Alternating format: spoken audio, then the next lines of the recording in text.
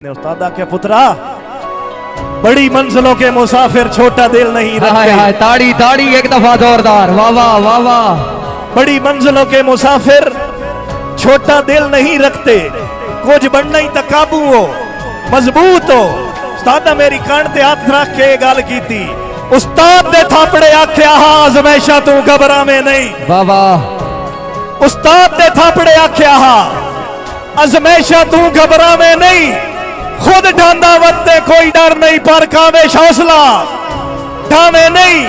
जेडे उच्चे पैरों में नेक जाते, खले रांदे कतन पछावे नहीं।